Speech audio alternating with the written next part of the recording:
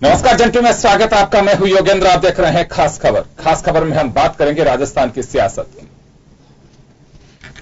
राजस्थान में नवंबर आखिरी सप्ताह दिसंबर के प्रथम सप्ताह में विधानसभा चुनाव होने प्रस्तावित है। माना जा रहा है कि शायद चुनाव राइट टाइम पे होंगे, अगर लोकसभा के साथ में नहीं होते हैं तो दोनों संभावनाएं तलाशी जा रही हैं। लेकिन अभी जो तैयारियां इलेक्शन कमीशन की देखी जा रही हैं उसके लिहाज से लगता है कि नवंबर आखिर या दिसंबर के प्रथम सप्ताह में यहां पे मतदान होगा और दोनों ही पार्टियां उसकी तैयारी में जुट गई हैं। और भी जो तीसरी दल की कोशिश, अदर जो पार्टीज हैं वो भी अपने स्तर पे अपनी कोशिशें कर रही हैं।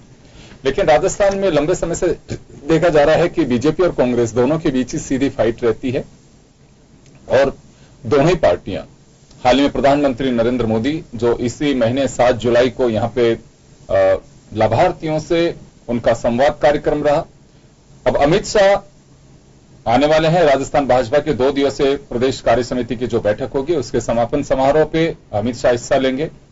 सचिन पायलट और कांग्रेस के अन्य नेता प्रदेश के दौरे पे हैं। मेरा गौरव मेरा बूथ कार्यक्रम इनका चल रहा है। राहुल गांधी का प्लान किया जा रहा है नरेंद्र मोदी की सभा को काउंटर करने के लिए।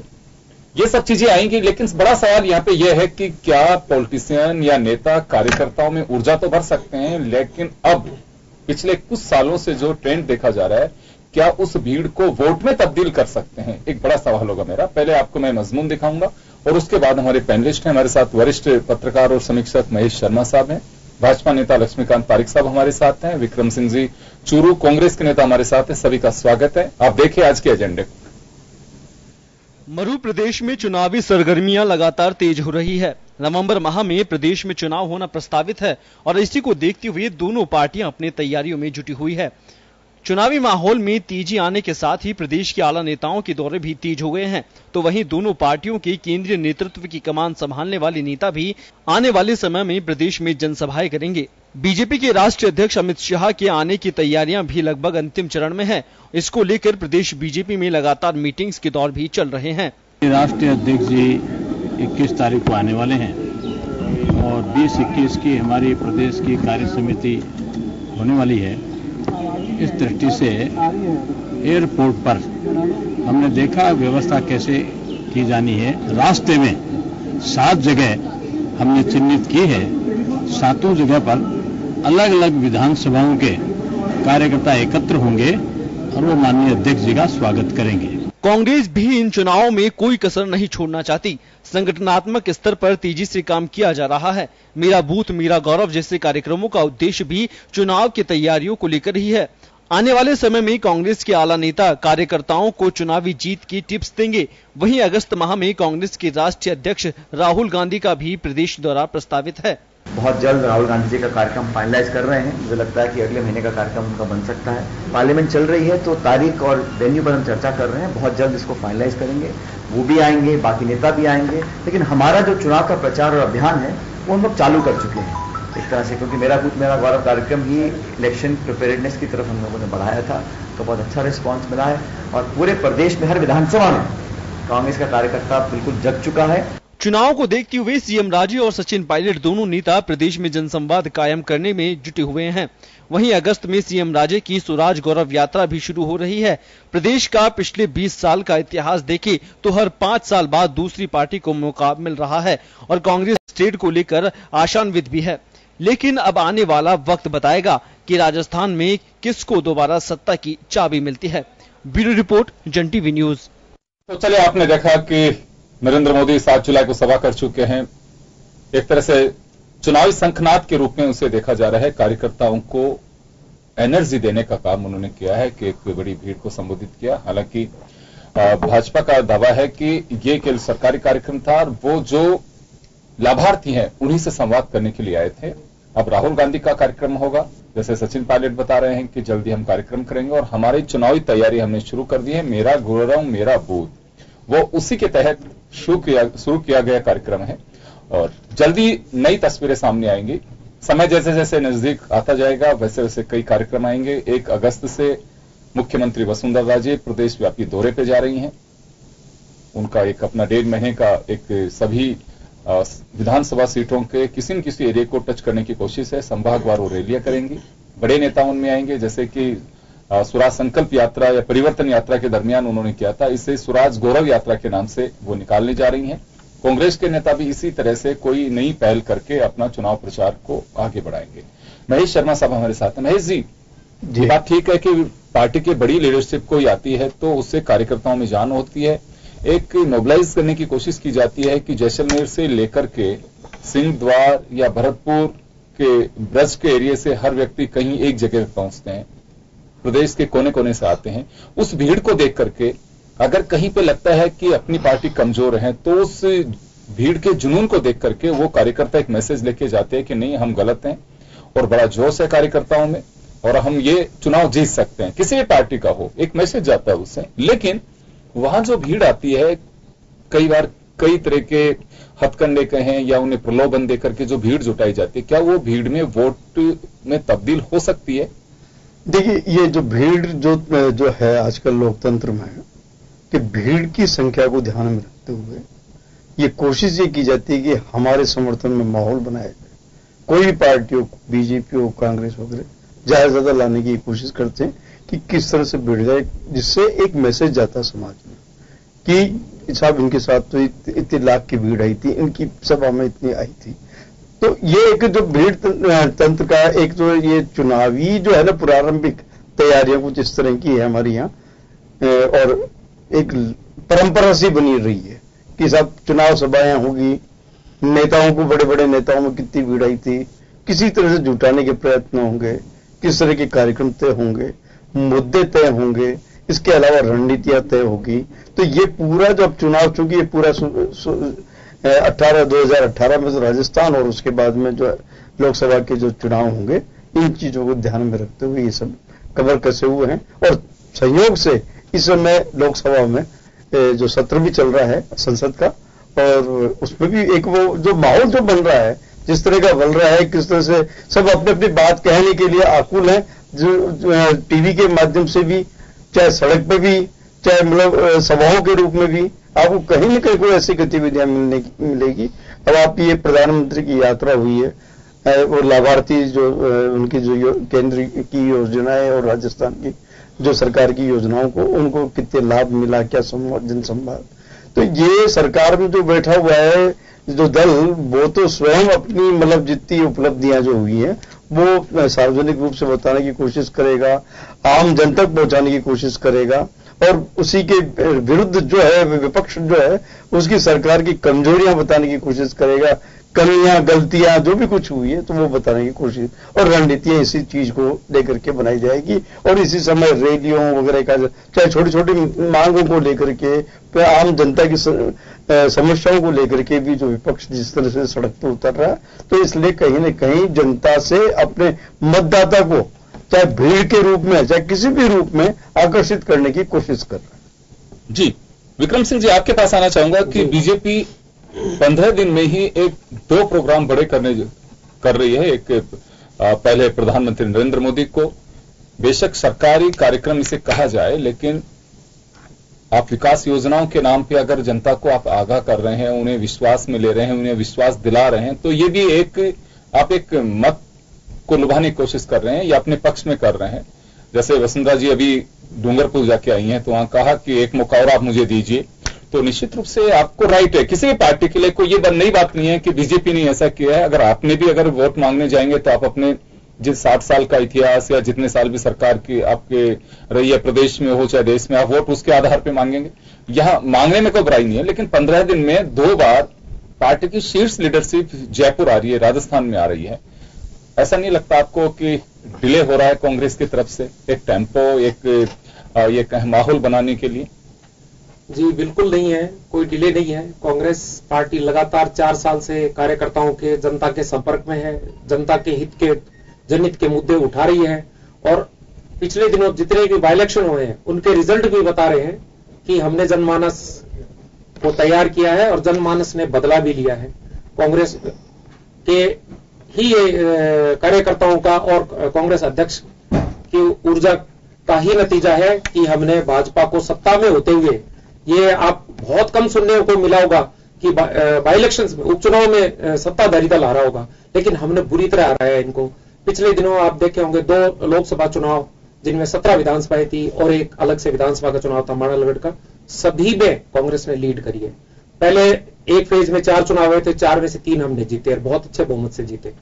ये नतीजा है कि कांग्रेस लगातार कार्यकर्ताओं के, जनता के संपर्क में है, कार्यकर्ताओं में ऊर्जा भरी हुई है।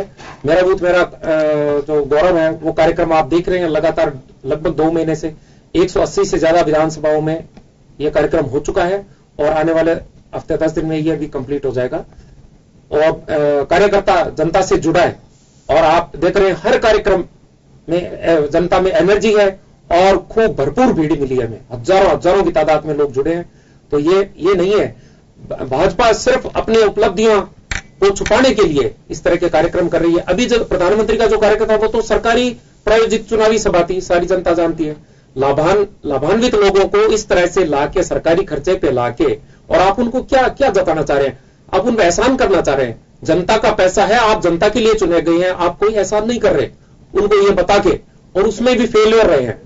मेरा भी बहुत लोगों से इंटरेक्ट हुआ है, उन्होंने कहा साहब न तो कोई हम लाभार्थी हैं न कुछ हो रहे हैं, हम तो कड़े सुनने में आ गए और भूखे पैसे घूम रहे हैं। सरकारी कई अधिकारियों से मेरी चर्चा हुई है, हालांकि मैं नाम किसी का अधिकारियों को तो एक जिम्मेदारी दी गई थी, तहसीलदार से लेकर कलेक्टर तक। क्यों दी गई थी? बाकायदा देखिए, एक सिक्योरिटी से जुड़ा भी मामला था। आप एक गलत व्यक्ति को लेके नहीं आ सकते यहाँ पे। वो सारी बात सही है, लेकिन प्रधानमंत्री जी का भाषण सुनिए, क्या उन्होंने उपलब्धियां बताई, क्या उन्होंने संवाद किए? एक 2-3 छोटी क्लिपिंग दिखा के आप अपने बयान कर रहे हैं और प्रधानमंत्री लग रहा है इससे असर नहीं होगा। आपको के नाम पे बताने पे मिला ही नहीं कुछ। विक्रम सिंह जी, आपको लग रहा है कांग्रेस की आलोचना के अलावा कुछ नहीं कर पाए पूरे चुनाव में। आप अपनी उपलब्धियां बताइए ना, जनता के भले की बात की तो आप बताइए, लेकिन आप तो चुनावी भाषण दे रहे हैं, आप तो वोट को प्रभावित करने की कोशिश कर रहे हैं, लेकिन उसमें भी पूरी तरह फेल रहे हैं।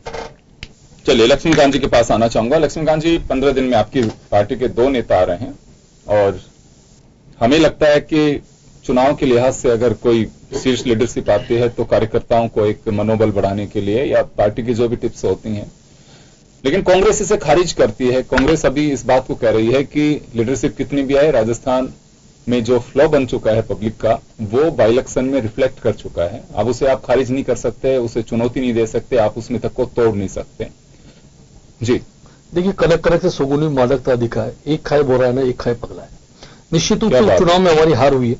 उपचुनाव की हार के बाद हमने सबक लिया, हमारे कार्यकर्ताओं ने सबक लिया और हम सब जनता के बीच लगातार संपर्क में हैं, लगातार काम कर रहे हैं। लेकिन कांग्रेस का उलट हो रहा है। कांग्रेस लगातार अपनी जीत के मदहोश में है और जीत के मदहोश में जब लोग होते हैं तो निश्चित रूप से उनका परिणाम क्या होता है ये सब लोग जानते हैं। तो मदहोश में होने की आवश्यकता नहीं है। हम लगातार जनता के संपर्क में रहकर, जनता से जुड़कर लगातार अपनी गलतियों से सबक लेते हुए काम करने का प्रयास कर रहे हैं। हमने हो सकता है निश्चित रूप से असफलता इस बातों से दिक्कत करती है कि सफलता प्रयासों में कहीं न कहीं कोई कमी रही है। निश्चित रूप से उपचुनाव में हमने जो हार हुई इसमें हमारी कमी, कहीं न कहीं हमारी स्थिति खराब हुई थी, उसको हमने उभरने का प्रयास किया और लगातार उभरने का काम कर रहे हैं। अब भारतीय जनता पार्टी का शीर्ष नेतृत्व तो राजस्थान में आता है।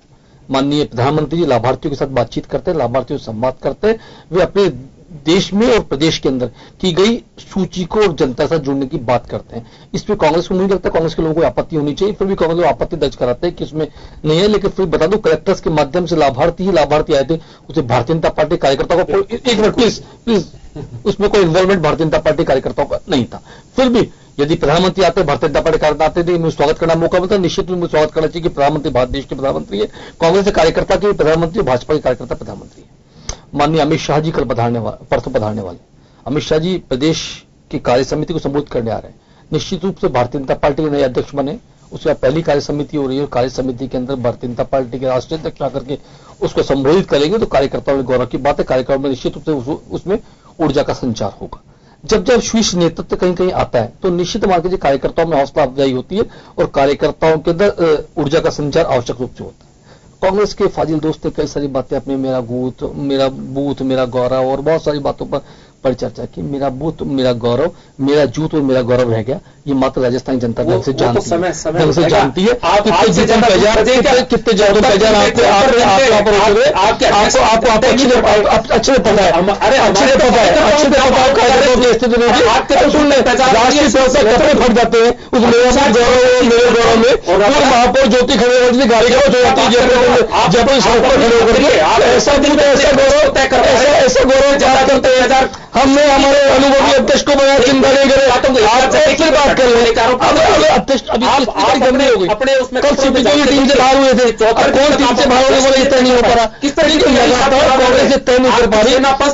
के अंदर देखो तो चुनाव लड़ेगी, में तो चुनाव लड़ेगी, छत्तीसगढ़ में तो चुनाव लड़ेगी, लेकिन भाजपा ने तय कर दिया, भाजपा ने तय कर दिया। मुझे लगता है कांग्रेस के नेता वापस आ रहा हूँ आप लोग दोनों के पास गौरव बन गया आपका। लक्ष्मीकांत जी हारो जूतन बगैर चलते रहे, पूरी हो गई।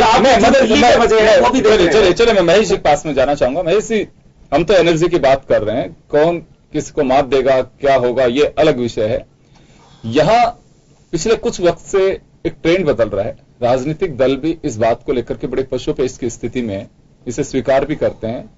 हो सकता है चैनल्स के सामने अपनी सेखी बखारने के लिए कोई कुछ भी कह सकता है।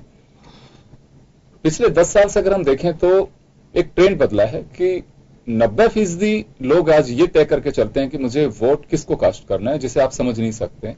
पहले एक अलग बात थी, पहले मोहल्ले हुआ करते थे कि आपको इस पार्टी के लोग रहते हैं, यानी जाना है, केवल रामासामा करने जाना है बस, क्योंकि वो लोग वोट नहीं देंगे। आज ये जजमेंट आप घर में भी नहीं कर सकते। तो एक इसे स्मार्टनेस कहें उस मतदाता की, और एक कह सकते हैं कि अपने वोट को अच्छे से पहचान तो पहले भी होती थी, स्मार्ट रहा है मतदाता, लेकिन आज ये कह सकते हैं कि बिल्कुल अपना मत के प्रति जो अवेयरनेस आई है कि मुझे तय करना है कि मुझे किसको वोट देना है। पहले से हम डिफरेंट उसमें जा रहे हैं। पहले सौदे हो जाते थे, गांव के पंच आकर के चले जाते थे, पहले इतने गलियों में, और इतना माहौल कभी नहीं देखा जाता था कि इतने महीने पहले कोई सभाएं हो रही हैं।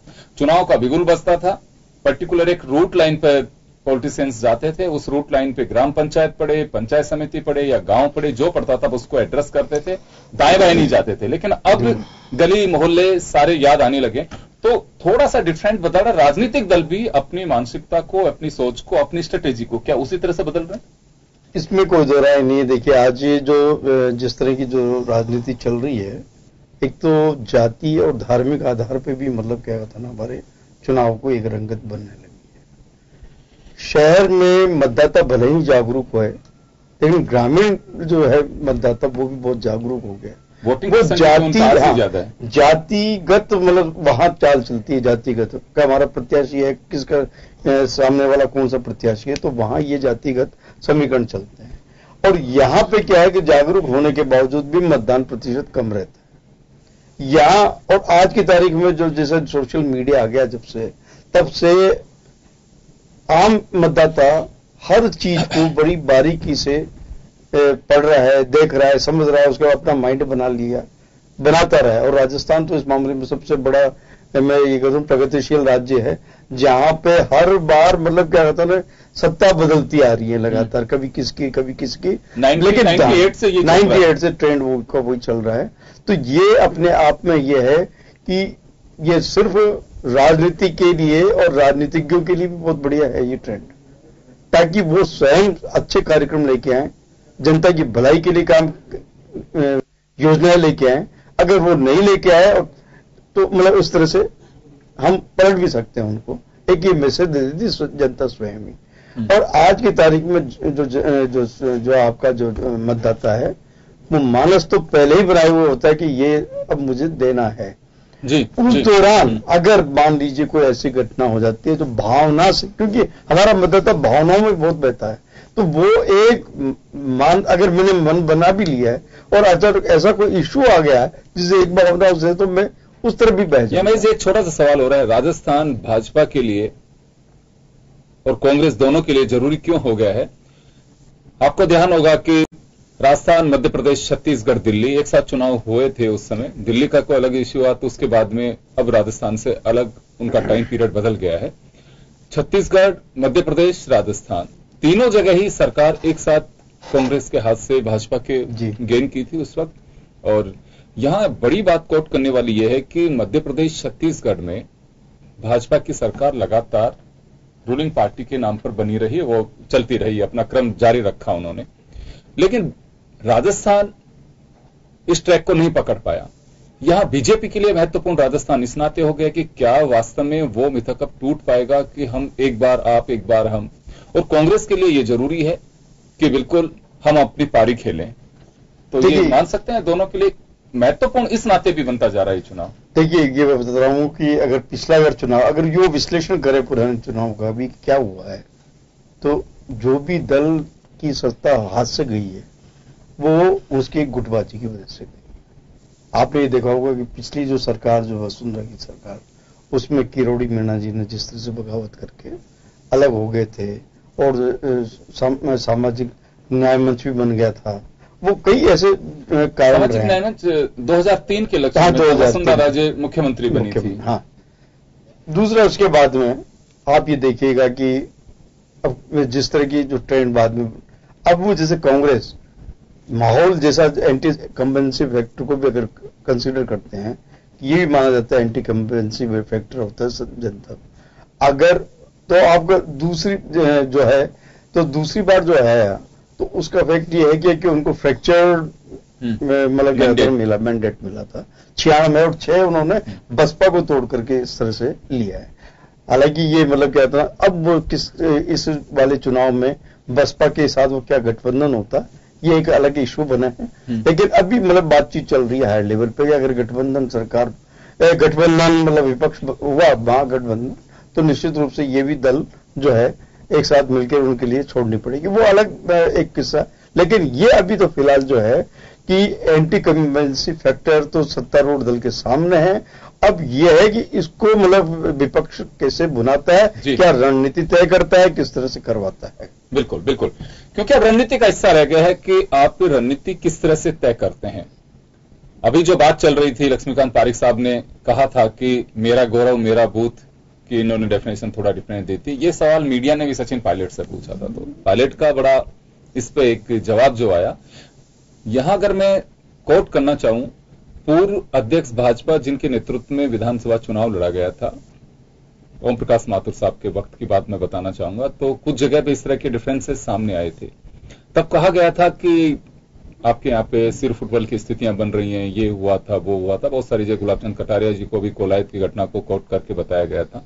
तब कहा गया था कि बड़ी पार्टी है, विस्तार हो रहा है, लोग आना चाहते हैं, आने को आतुर हैं, जब बस में भीड़ चढ़ती है तो किसी के कोनी भी लग जाती है, किसी के पांव भी स्लिप हो जाते हैं। तो एक भीड़ है, भीड़ आ रही है, बीजेपी की ओर बढ़ रही है, वो बीजेपी को ज्वाइन लोग करना चाहते हैं। यही एग्जैक्टली वर्ड्स कहे सचिन पायलट ने कि ये तो अब लोग जुड़ रहे हैं, उनको भरोसा है कि आना चाहिए, लोगों में होड़ मच रही है, उसका छोटा मोटा ये सब चीजें चलती हैं, ये पब्लिक का उत्साह है।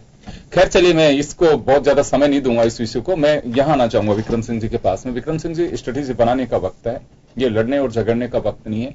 आप लोगों के यहाँ पे ये बातें निकल करके आती हैं कि चुनाव लड़ने का टाइम आ गया, जंग के लिए सामने फौज खड़ी होनी चाहिए, लेकिन ये जो वक्त है आप लोगों का गुटबाजी से बाहर आने का ही अभी फुर्सत नहीं मिल पा रही है आपकी पार्टी में, तो कैसे आप लोग चुनाव लड़ पाएंगे आगे? सर, कहीं गुटबाजी नहीं है, चर्चाएं जो आम है ये बात नहीं, बिल्कुल ये छोटे मोटे डिफरेंसेस हर जगह हर पार्टी में।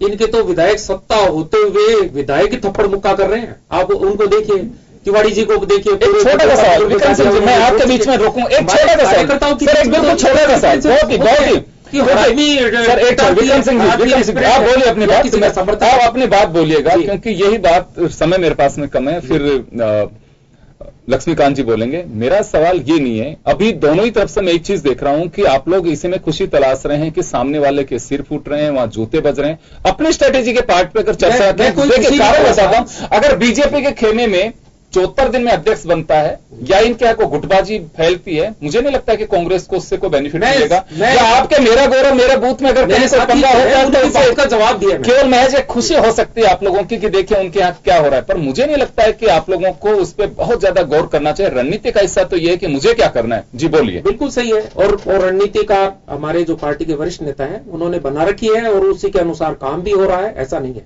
वो एक हिस्सा है, मेरा बूथ मेरा गौरव कार्यक्रम उसी स्ट्रेटेजी का ही हिस्सा है। सब तरह की तैयारियां चल रही हैं और हमारी तैयारियां पिछले 4 साल से भी अधिक समय हो गया, उस हिसाब से चल रही हैं। ऐसा कुछ नहीं है, और समय आने पे हथियार निकलेंगे और चुनावी रणबेरी बजेगी और मुकाबला होगा, आप देखेंगे। मेरे ख्याल में रणबेरी बच चुकी है अब तो। बिल्कुल सर, बिल्कुल हमारी तरफ से बिल्कुल तैयारी है, और दिन और आने वाले हफ्ते 10 दिन में और चुनावी राजनीतिक दलों की ओर से घोषणाएं होने वाली, मीडिया की ओर से रणबेरी बच चुकी है। अब तो जो 45 डेज पहले आचार संहिता की जो बात आती है, उसकी रणबेरी जो बजेगी वो कमीशन बजाएगा, वो उसका सबको इंतजार है, वो अभी वक्त लग सकता है, 1 महीने 2 महीने। एक आखिरी सवाल मेरा लक्ष्मीकांत पारिक साहब से। पारिक साहब, स्ट्रेटेजी बनाने का एक हिस्सा होता है, बनती है, आप लोग भी बना रहे हैं, आप लोग, मैं कह सकता हूं कि इस रूट लाइन पे 2 कदम आप आगे चल रहे हैं। कांग्रेस अपनी स्ट्रेटेजी बना रही है, अपनी तैयारी कर रही है, इनके नेता मेरा गौरव मेरा बूथ पे जा रहे हैं, आप लोग अपनी पार्टी की लीडरशिप को यहां ला करके एक शंखनाद में और सुर डालने की कोशिश की है कि चलिए इसमें और हम हवा भर के इसको तेज चल बजाते हैं। यहां अभी आपने भी एक बात कही और विक्रम सिंह जी ने बात की, मेरा सवाल इतना सा है सिर्फ कि हम लोग सामने वाले की कमियों में कमियां तलाशनी चाहिए, ये भी बिल्कुल एक युद्ध जीतने का एक उस वक्त का एक कौशल होता है, रण कौशल कह सकते हैं इसको। रणनीति में भी इसी तरह से राजनीति में भी काम होता है, लेकिन हम उसमें खुशियां क्यों तलाश रहे हैं कि उनके यहाँ पे ऐसा हो रहा है, हमारे यहाँ पे नहीं हो रहा, या आपके यहाँ पे कोई हो रहा है तो कांग्रेस उसमें अपनी खुशी तलाश रही है? देखिए, हम खुशी नहीं तलाश रहे, हम जनता का परिदृश्य जो सामने देखने कांग्रेस का मिल रहा है वो जनता दिख रही है। उस परिदृश्य को मैंने आपके सामने अपेक्षित रूप से रखा है। जिस प्रकार का घटनाक्रम राजस्थान की राजनीति में कांग्रेस के साथ हो रहा है, वह मैंने घटनाक्रम रखने का मात्र प्रयास मात्र किया। हम अपनी स्ट्रेटेजी पे चल रहे हैं, भारतीय जनता पार्टी अपना काम कर रही है, माननीय मुख्यमंत्री जिले जिले गांव घूम रही है, स्वराज गौरव यात्रा के माध्यम से माननीय मुख्यमंत्री घूमने वाली है, माननीय अमित शाह जी यहाँ पर राजस्थान में है। भारतीय जनता पार्टी हर कार्यकर्ता बूथ स्तर कार्यकर्ता बूथ पर जा रहा है और बूथ के अंदर पहुंच रहा है। लेकिन मैं यहाँ पर कल परसों कांग्रेस का एक अभियान चल रहा था कि वक्ताओं की परीक्षा, मैं तो यहाँ पर एक बात कहना चाहूँ, वक्ताओं आप हमारी पार्टी में क्यों झांक लेगा यदि आप वक्ताओं की जगह यदि राष्ट्रीय अध्यक्ष परीक्षा करें, राहुल गांधी आते मेरे अच्छा काम कर रहे हैं, एक राष्ट्रीय अध्यक्ष परीक्षा करने वाले थे तो राहुल गांधी वहां तक नहीं पहुंचते, अच्छा था, हमारे अच्छी परीक्षा करने वाले थे। आखिरी चुनावी वक्त है, अरे चुनाव तो बात करते, जीते वाली चिंता लेकर हाथापाई से बचे, आप तो अपनी से जूते बाजार से बचे, यही ठीक होगा। महिलाओं के साथ पर बेइज्जती करना छोड़ दे, क्या ठीक होगा। जयपुर शहर की पूर्व महापौर ने आपने क्या किया, जब देश इस पर जानती है आपने पूर्ण कपड़े फटे जानते हैं, नेताओं को हमारे वरिष्ठ नेता अच्छे से काम करें हम जानते हैं। आप अपने राष्ट्रीय अध्यक्ष ने परीक्षा ले लेते, राहुल गांधी अगर नहीं पहुंचते तो मेरे लिए ठीक होती। समय तिवारी, शरद पवार, ममता बनर्जी कहा आपको आज आप बिजली घूम रहे हैं, उनका जिक्र कर रहे हैं। रणनीति के बदल ये श्रीराम गोटे नाम ध्यान होगा, राजनीति के बदलते कांग्रेस दिखाई दे रही है, आप 25 दिन बीच मैं क्या कर रहा हूं उससे ज्यादा फिक्र सामने वाले की। आप राजनीति का बदलता परिदृश्य भी है, अब इसमें क्या होगा कैसे होगा ये तो देखने वाली बात होगी, लेकिन आने वाले दिन बहुत सारे ऐसे फेजेज हैं जिसमें टिकट के दौरान क्या होगा, तो हम ये नहीं कह सकते कि आज किसी के खेमे में शांति है और किसी के अशांति है। वक्त के साथ साथ चीजें बहुत सारी बदलती हैं, देखना होगा, अभी इंतजार करना चाहिए। लेकिन अभी तो पार्टियां अपने स्तर पे जुट रही हैं, लेकिन जब टिकट बटेगा क्या होगा, किसके गमले टूटेंगे, किसके पतली गली से गाड़ी में बैठ के निकलना पड़ेगा, ये तस्वीरें हम अक्सर देखते हैं टिकट जब बढ़ते हैं उसके बाद में, तो ये इससे बच नहीं सकता कोई राजनीतिक दल। खैर चले, जैसे जैसे चीजें नजदीक आएगी सियासत के तौर पे हम आप तक ले जाने की पूरी कोशिश करेंगे। और फिलहाल खास खबर में साथ इतना ही, दीजिए इजाजत, नमस्कार।